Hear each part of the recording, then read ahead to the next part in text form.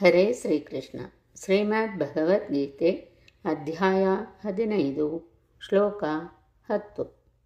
ಉತ್ಕ್ರಾಮಂತಂ ಸ್ಥಿತಂ ವಾಪಿ ಭುಂಜಾನಂ ವಾ ಗುಣಾನ್ವಿತಂ ವಿಮೂಢಾನಾನುಪಶ್ಯಂತಿ ಪಶ್ಯಂತಿ ಜ್ಞಾನಚಕ್ಷುಷಃ.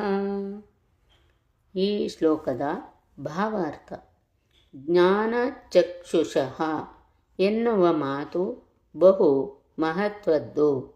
ಜೀವಿಯು ಅವನ ಈಗಿನ ದೇಹವನ್ನು ಹೇಗೆ ಬಿಡುತ್ತಾನೆ, ಮುಂದಿನ ಜನ್ಮದಲ್ಲಿ ಅವನು ಯಾವ ದೇಹ ರೂಪವನ್ನು ಪಡೆಯುತ್ತಾನೆ, ಅವನು ಒಂದು ನಿರ್ದಿಷ್ಟ ದೇಹ ರೂಪದಲ್ಲಿ ಏಕೆ ವಾಸಿಸುತ್ತಿದ್ದಾನೆ, ಇವನ್ನೆಲ್ಲ ಜ್ಞಾನವಿಲ್ಲದೆ ಮನುಷ್ಯನು ತಿಳಿದುಕೊಳ್ಳಲಾರ.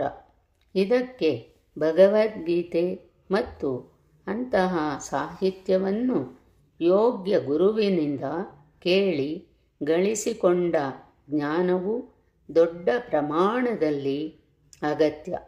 ಇವೆಲ್ಲವನ್ನೂ ಗ್ರಹಿಸಲು ಶಿಕ್ಷಣವನ್ನು ಪಡೆದಿರುವವನು ಅದೃಷ್ಟಶಾಲಿ. ಪ್ರತಿಯೊಬ್ಬ ಜೀವಿಯು ಕೆಲವು ನಿರ್ದಿಷ್ಟ ಸನ್ನಿವೇಶಗಳಲ್ಲಿ ದೇಹವನ್ನು ಬಿಡುತ್ತಾನೆ, ಕೆಲವು ನಿರ್ದಿಷ್ಟ ಸನ್ನಿವೇಶಗಳಲ್ಲಿ ಬದುಕಿರುತ್ತಾನೆ ಮತ್ತು ಐಹಿಕ ಪ್ರಕೃತಿಯ ಪ್ರಭಾವದಲ್ಲಿ ಕೆಲವು ನಿರ್ದಿಷ್ಟ ಸನ್ನಿವೇಶಗಳಲ್ಲಿ ಜೀವನವನ್ನು ಸವಿಯುತ್ತಿದ್ದಾನೆ. ಇದರ ಪರಿಣಾಮವಾಗಿ ಇಂದ್ರಿಯ ಸುಖದ ಭ್ರಮೆಯಲ್ಲಿ ಅವನು ವಿವಿಧ ರೀತಿಗಳ ಸುಖ ದುಃಖಗಳನ್ನು ಅನುಭವಿಸುತ್ತಾನೆ.